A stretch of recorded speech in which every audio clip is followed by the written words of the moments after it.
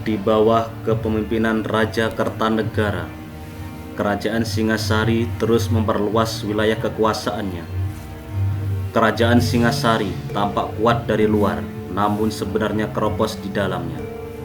Menurut Nagara Kertagama, pada tahun Syaka 1197 atau tahun 1275 Masehi, Prabu Kertanegara mengirim tentara Singosari ke negeri Malayu yang terkenal dengan nama Ekspedisi Pamalayu untuk menaklukkan kerajaan Sriwijaya di Suwarnabumi. Dengan keberangkatan tentara Singasari tersebut, kerajaan menjadi kosong dengan sendirinya kekuatan tipis sekali. Dan akhirnya situasi itu dimanfaatkan oleh Prabu Jayakatwang, raja dari kerajaan Gelang-Gelang, untuk memberontak. Peristiwa itu terjadi pada tahun Syaka 1214 atau 1292 Masehi. Dalam peristiwa pemberontakan itu, Singasari berhasil ditaklukkan dan Raja Kertanegara terbunuh. Setelah runtuhnya Singasari, Jayakatwang menjadi raja dan membangun ibu kota Kediri di Daha. Riwayat kerajaan Singasari pun berakhir. Dalam peristiwa pemberontakan Jayakatwang tersebut, beberapa punggawa kerajaan Singasari berhasil melarikan diri, termasuk menantu Prabu Kertanegara, yaitu Sang Grama Wijaya atau Raden Wijaya. Atas saran dari Lembu Sora, Raden Wijaya bersama sang putri dan pengikutnya mundur keluar kota menuju arah utara. Tidak ada gunanya melanjutkan perang yang pasti akan menuai kehancuran, karena jumlah tentara Kediri sangat jauh lebih besar. Mereka berjalan terus menuju Madura dengan maksud akan meminta bantuan Adipati Arya Wiraraja, Bupati di Songenep, sekarang Sumenep. Akhirnya rombongan pun tiba di Songenep. Kemudian Arya Wiraraja menyarankan kepada Raden Wijaya untuk menyerah kepada Raja Jayakatwang di Kediri. Dalam hal ini, ia akan memberikan bantuan agar diterima sebagai pegawai di Keraton Kediri dan berpesan supaya selama tinggal di sana benar-benar memperhatikan sampai di mana sesungguhnya kekuatan bala tentara Kediri. Setelah itu, ia harus mengajukan permohonan kepada Raja Jayakatwang untuk membuka hutan dan tanah tandus di alas tarik. Singkat cerita, Sang Grama Wijaya diberi hadiah tanah di alas tarik. Segera Raden Wijaya mengirim Wirondaya ke Sumenep untuk memberitahukan Adipati Wiraraja tentang persetujuan Raja Jayakatwang mengenai pembukaan daerah di Tarik. Dalam waktu singkat, hutan Tarik berhasil dibuka. Orang-orang Madura yang bekerja penebangi pohon tinggal menetap di daerah Tarik. Kemudian daerah Tarik itu disebut Majapahit atau Wilwatikta karena banyak terdapat buah maja yang rasanya pahit. Kemudian Raden Wijaya mengutus banyak kapuk dan Mahesa Pawagal ke Songenep untuk memberitahukan kepada Arya Wiraraja. Sesampainya di Songenep, segala pesan Raden Wijaya disampaikan kepada Arya Wiraraja. Kemudian Arya Wiraraja menyuruh putranya yang ada di Dusun Tunjung di bagian barat Madura untuk membawa pesannya kepada Raden Wijaya beserta banyak kapuk dan Mahesa Pawagal. Dalam pertemuan dengan Raden Wijaya, pesan Arya Wiraraja disampaikan dengan jelas oleh putranya kepada Raden Wijaya. Melihat ketegasan tindak tanduk putra Wiraraja, Raden Wijaya tertarik hatinya untuk menanyakan namanya. Namun, yang ditanya belum sempat menjawab. Raden Wijaya telah memberikan nama kepadanya Wenang atau Benang atau Lawi, karena ia diberi kuasa atau wewenang untuk memerintah seluruh rakyat Madura dan diberi pangkat Rangga. Demikianlah ia akan terkenal dengan nama barunya, Rangga Lawi. Arya Adika atau Rangga Lawi adalah putra Arya Wiraraja dan ibunya Nyai Ageng Lanang Jaya. Nyai Ageng Lanang Jaya sendiri adalah anak dari Arya Dandang Wancana, merupakan adipati Tuban yang pertama. Keesokan harinya, Raden Wijaya, Rangga Lawe, Lembu Sora, dan pengikutnya berunding tentang maksud akan menyerbu Kediri. Mereka memperbincangkan segala persiapan perang mengenai senjata, kereta, tentara, dan mata-mata yang harus menyelidik kekuatan musuh.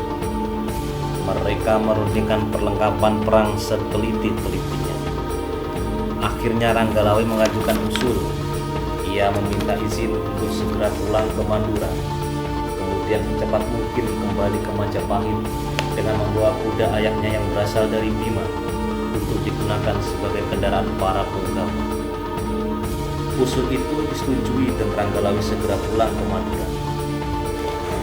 Jumlah kuda yang dibawa Ranggalawe 27 ekor dan segera dibagikan kepada para menteri dan ketua dusun yang akan turut menyerbu Daha.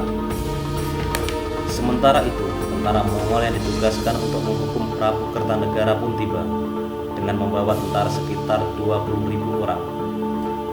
Sebelumnya Prabu Kertanegara Raja Singasari telah menghina utusan Mongol yang bernama Mengki dengan melukai wajahnya.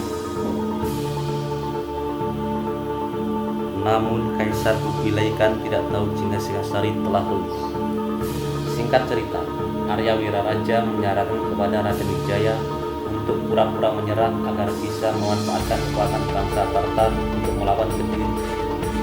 Dalam Kidung Harsa Wijaya tercatat bahwa tentara Tartar membuat pertahanan di ujung Galuh yang terletak di muara Sungai Berantas.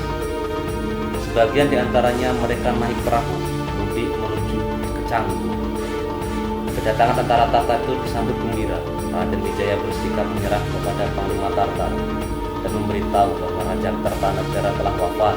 Penggantinya ialah Raja Jayakatwang di Kediri. Kemudian tentara Majapahit, Madura, dan Tartar berkumpul di Tegal Bobot Sari untuk merundingkan penyerangan ke Kediri. Raja Jayakatwang yang mengetahui penyerangan tersebut segera membagi tentara menjadi 3 pertahanan. Pertahanan utara dipimpin oleh Maisa Antaka dan Powo. Jayakatwang gabung di pertahanan ini. Pertahanan timur dipimpin oleh Sagara Winotan dan Senopati Rangga Janur. Pertahanan selatan dipimpin oleh Patih Kepumundaran dan Senopati Panglet. Dalam pertempuran yang diuraikan sangat terperinci dalam Kidung Panji Wijayakrama Pupuh 7, tercatat bahwa Sagara Winotan berhasil bertemu dan bertanding dengan Ranggalawe di pertahanan timur.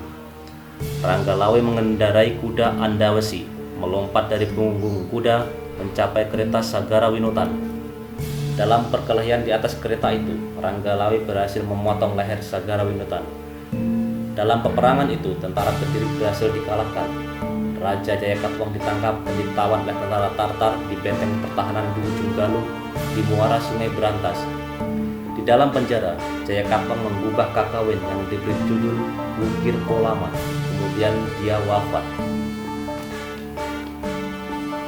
Setelah Kediri jatuh, Ratna Sutawan alias Putri Gayatri diboyong dari Pura Kediri ke Majapahit. Timbullah sekarang kesulitan mengenai sikap orang Majapahit terhadap tentara Tartar. Dalam Kidung Panji Wijayakrama dikisahkan bagaimana sikap Majapahit terhadap tentara Tartar. Dengan lantang Ranggalawe mengatakan, "Jangan takut Sang Prabu, itu hanya soal kecil. Jika harus melawan, kita bersedia mati sebagai pahlawan. Keterlaluan jika kita berbuat lain. Jika Paduka Raja takut berperang, tidaklah layak masih hidup di dunia ini." Ucapan Ranggalawe yang sangat lantang itu membangkitkan semangat dan tekad pada semua yang hadir. Semua setuju dan bersedia berjuang sampai mati untuk Majapahit. Tentara Tartar yang berada di Canggu diundang dan dijamu di Majapahit. Dengan serta-merta mereka diserang di perjamuan itu. Di pihak lain, ketika tentara Tartar sedang berpesta pora di Keraton Kediri, mereka diserang oleh tentara Majapahit dan Madura dari jurusan utara dan selatan. Sambil menangkis serangan dari selatan, mereka bergerak ke utara mendekati pantai armadanya. Namun, dari utara mereka juga diserang. Demikianlah mereka membelok ke arah barat. Demikianlah tentara Tartar itu diserbu dari segala penjuru. Mereka lari terbirit-birit ke pantai, masuk perahu dan berlayar meninggalkan Pulau Jawa dengan membawa hasil jarahan dan tawanan dari Kediri. Pada tanggal 15 bulan Kartika tahun Syaka 1215 atau bertepatan dengan tanggal 12 November 1293 Masehi, Sang Gramawijaya ditabalkan menjadi Prabu penguasa di Majapahit dengan nama Abhiseka, Sri Maharaja Kertarajasa Jayawardhana. Hal ini disebutkan di dalam Kidung Harsawijaya. Sri Maharaja Kertarajasa Jayawardhana mengangkat para pengikutnya menjadi pembesar negara di Majapahit karena telah membantu perjuangannya. Menurut para raton dan di dalam prasasti Kudadi, disebutkan bahwa Arya Wiraraja sebagai Mantri Mahawiradikara dan Arya Adikara atau Ranggalawe diangkat sebagai Rakyat Mantri Dwipantara atau Rakyat Mantri Amancanegara menurut Kidung Ranggalawe, dan sebagai Adipati di Datara Tuban. Kakawin Nagara Kertagama dan Prasasti Sukamerta menyebut Mpu Nambi sebagai Rakyat Patih Amangkubumi, sedangkan Lembusora diangkat sebagai Rakyat Patih di Daha. Hal itu juga disebutkan dalam Kidung Sorandaka dan Kidung Panji Wijayakrama. Pengangkatan Mpu Nambi menjadi Patih Hamangkubumi itulah yang menimbulkan kehebohan dalam awal perkembangan kerajaan Majapahit. Ranggalawe kecewa bahwa yang menjadi Patih Hamangkubumi bukannya Lembusora atau dia sendiri, tetapi Mpu Nambi. Menurutnya, jasa-jasa Lembusora dan Ranggalawe dalam perjuangan berdirinya Majapahit jauh lebih besar daripada Mpu Nambi. Dikisahkan dalam Pararaton dan Kidung Sorandaka tentang sosok Mahapati yang merupakan kerabat raja yang memiliki ambisi besar untuk menjadi Patih Hamangkubumi. Namun Mahapati hanya ditemukan di Pararaton dan Kidung Sorandaka saja. Sedangkan di Prahasti Sidateka atau Piagam Tuhanyaru yang tertulis tahun 1245 Saka atau 1323 Masehi disebutkan nama dia Halayuda. Sikap Ranggalawe inilah kemudian dimanfaatkan oleh Mahapati atau Dia Halayuda. Dia Halayuda menghasut Ranggalawe supaya menentang pengangkatan Mpu Nambi. Atas hasutan itu, Ranggalawe bertolak dari Tuban ke Majapahit untuk menghadap Sang Prabu. Di muka para penghadap raja, dengan lantang ia menyampaikan ketidakpuasannya kepada raja dalam pengangkatan Mpu Nambi sebagai Patih Hamangkubumi. Mendengar ucapan Ranggalawe, Lembusura merasa tersinggung. Dia merasa malu di hadapan raja dan para pembesar Majapahit. Setelah mengutarakan isi hatinya, akhirnya Ranggalawe menantang Nambi untuk adu kesaktian. Nambi sangat marah, namun dia menahan marahnya karena tak pantas beradu kekesalan di depan raja.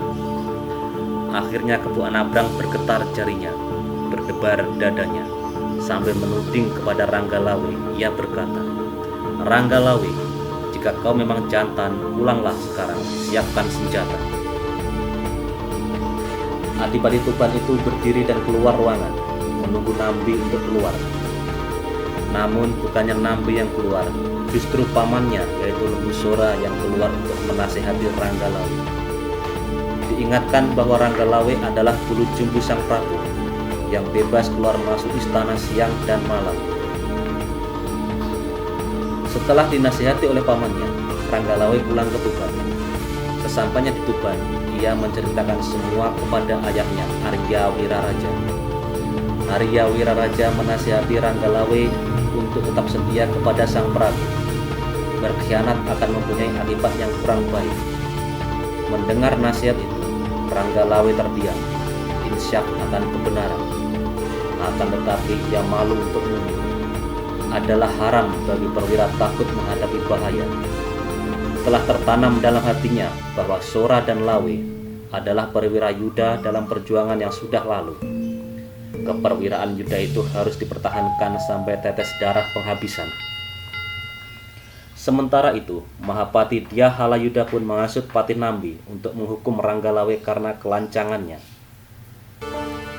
Segera Sang Adipati Tuban menyiapkan para menteri dan kepala desa untuk menghadapi lawan. Semua menteri, Akuwu, Demang, dan Tumenggung dipanggilnya untuk mengucapkan sumpah setia. Para pengikut setia Ranggalawe dari Majapahit meninggalkan daerahnya menuju Tuban. Namun mereka menyeberangi sungai Tambak Beras yang pada waktu itu airnya sedang pasang. Tersusul oleh tentara Majapahit di bawah pimpinan Patih Nambi. Mereka berhasil dihancurkan oleh tentara Majapahit. Pertempuran antara tentara Majapahit di bawah pimpinan Patih Nambi dan para pengikut Ranggalawe dari Majapahit, di antaranya Tosan, Kidang Glatik, Sidi, Cek Muringga, dan Kelabang Curing, berakhir petang hari. Hari berikutnya, pagi-pagi sekali, tentara Majapahit menyeberangi sungai Tambak Beras untuk mencapai wilayah Tuban. Mantri Gagarangan dan Tambak Baya dari Tuban memberitahukan kepada Ranggalawe bahwa tentara Majapahit telah datang.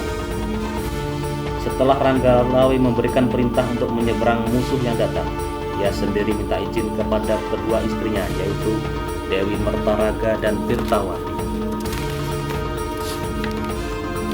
Mertaraga mencegah Ranggalawe karena malam sebelumnya bermimpi jelek.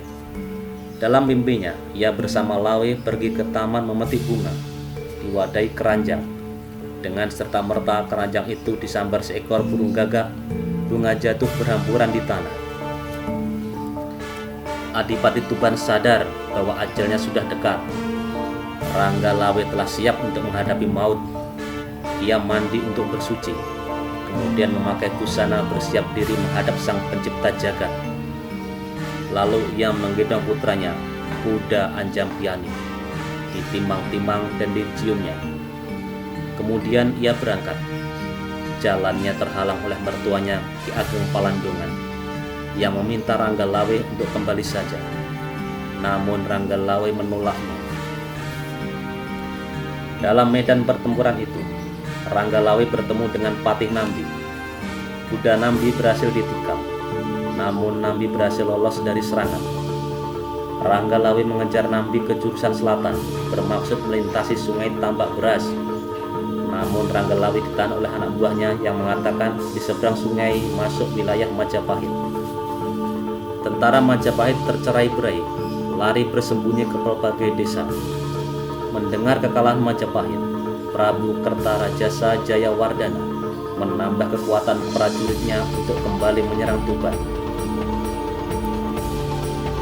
Selanjutnya, Lembu Sura menyarankan untuk mengepung Ranggalawe dari 3 jurusan: Kebu Anabrang dari timur, Gagak Sarkara dari barat, dan Majang Mekar dari utara. Perkelahian sengit terjadi antara Ranggalawe dengan Kebu Anabrang. Kuda Kebu Anabrang tertikam mati. Pengendaranya jatuh di atas tanah tetapi luput dari tikaman Ranggalawe. Selanjutnya pertarungan keduanya terjadi di sungai Tambak Beras. Memang dengan sengaja Kebu Anabrang menghadang Lawe di pinggir sungai. Sedih hatinya melihat tentara Majapahit porak-poranda di amuk Adipati Tuban. Kebu Anabrang sedang kungkum di dalam air. Ketika melihatnya, Ranggalawe segera melompat menerjangnya. Pertarungan sengit keduanya di air antara Ranggalawe dengan Kebu Anabrang. Dikatakan dalam Kidung Ranggalawe bahwa ikan-ikan kelepekan, air mencurat bagai hujan akibat perang tanding. Mereka bergulat, banting-membanting dalam air, tangkis-menangkis, serang-menyerang. Ranggalawe terseret dari padas tempatnya berpijak, segera ditenggelamkan dan ditekan lehernya oleh Kebu Anabrang. Air merah karena darah. Ketika kepalanya terangkat dari air, terpiting di ketiak Kebu Anabrang. Lawe telah mati lemas. Tiada tahan Lembu Sora melihat penyiksaan terhadap keponakannya itu. Dengan serta-merta meloncat dari seberang, menikam Kebu Anabrang dari belakang. Kebu Anabrang jatuh di atas air. Demikianlah Ranggalawe dan Kebu Anabrang gugur di sungai Tambak Beras. Pembunuhan terhadap Kebu Anabrang inilah yang telah memicu pemberontakan Lembu Sora. Jenazah Ranggalawe dan Kebu Anabrang dibawa ke Majapahit, diberi penghormatan yang layak sebagaimana jenazah para pahlawan besar Majapahit. Selanjutnya Ranggalawe dimakamkan di Tuban. Pada akhirnya Prabu Kertarajasa Jayawardana sangat menyesali kematian Ranggalawe. Biar bagaimanapun, Adipati Tuban itu merupakan abdi yang sangat setia dan sangat dicintainya.